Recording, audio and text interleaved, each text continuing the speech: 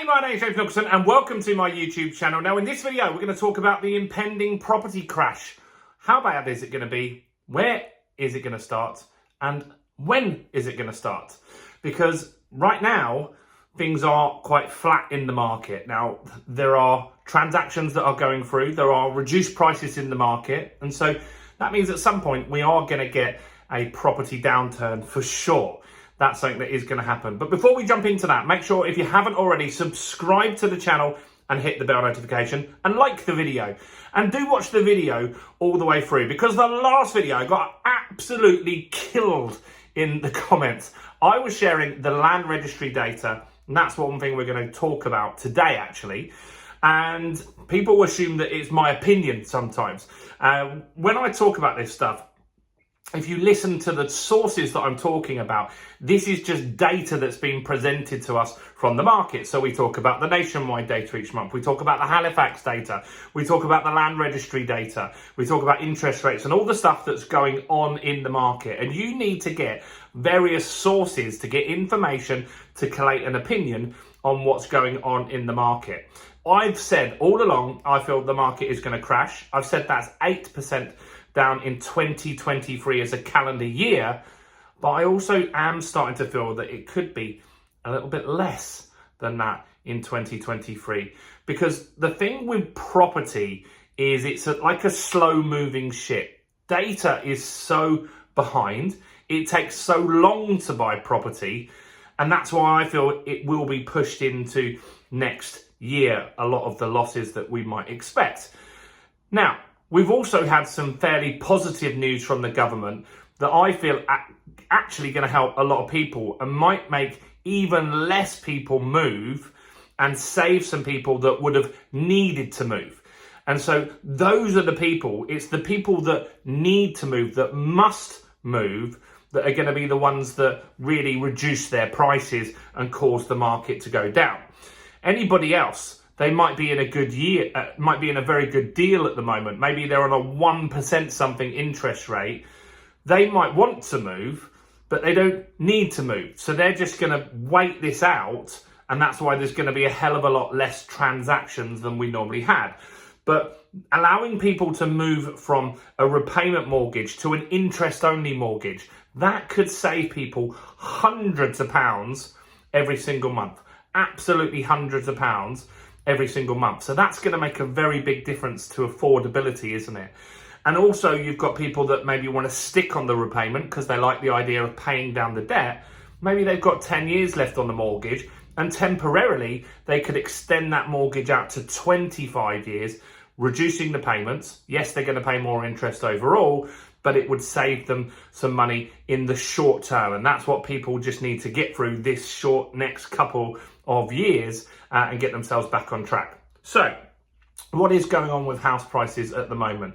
So the Daily Mirror have a great little tool where you can see the land registry data and you can see the areas where prices are crashing. And turns out that London is looking pretty bad at the moment. In fact, in Chelsea, on an annual basis, property is down 15%. Down 15%. That's technically a crash. So we're saying our price is going to crash. Well, in Chelsea, they have, right? And there are other areas of London where they would be regarded as already crashed. A crash is technically more than 10% in a calendar year. So Chelsea fits into that. Kensington also fits into that. The high-end properties in those areas, people just aren't willing to pay. Now, where else are we looking at data? Well, on the other side, we've got some fairly big gains in various different areas. And so if you're an investor, you should be looking at this data and looking at opportunities, because not everywhere is crashing. There are rising markets. And even if the market goes down 35%, as other YouTubers are saying, then fine. But there are still going to be some towns where it goes up 2%, 3%, because certain things are happening in that town. Maybe they get a new rail line in there, a university, something happens in that town, it gets city status. There will be things that happen in certain areas that will buck the trend, and that's what you've got to look for, those areas. And as an investor, it's very important that you buy deals that you can add value. I'm looking at a property at the moment, which is 2 houses. Next to that is another house that has got planning permission to turn it into 3 bedrooms. It's all in one bundle deal that I'm looking at. I'm hoping to get you guys a video tour of that very soon. The problem I've got is there are tenants in there, so I need to check. I've already asked the person that's got the deal to look, just see if we can video that, because I think it would be good for the channel to watch that. So let's talk about where property prices are going up. Swindon's doing very well. Swindon is up 15.8%, which is great. That's 8. 15.8% with Swindon. Devon, this is West Devon, is up 11.7% for the year. Melton is up 13.3%. And Wales is somewhere that's down. So the west side of Wales is down 2% already. And Aberdeen, they're nearly a property crash. Not quite. So 7% down in Aberdeen. So what this shows us is that not every area is the same, is it? There's vast differences here. If you look between Swindon and Chelsea, there's huge differences there. Now, a lot of investors aren't going to invest in somewhere like Chelsea, because that's where you get at a later stage where you start doing big deals, and a lot of foreign money goes there. So what we're saying here is, when is the property crash coming? Well, for now, some areas it's already happened. Chelsea, it's already happened. Aberdeen, if it carries on, they're going to be officially in a property crash any minute now. But some areas aren't. It's going to be a little bit slower. So I'm starting to feel now, and no one knows for sure, right? So this is just what I feel. This isn't a fact in any way, and it could be totally wrong. I'm starting to feel that the market in general will go down around 6% now. I'm going to change that down from 8% to 6%. And that's purely based off the fact that I think the government, Jeremy Hunt's new schemes that they've got to allow people to go interest only, to allow people to extend their mortgages, I think that's going to make a big difference to a lot of people.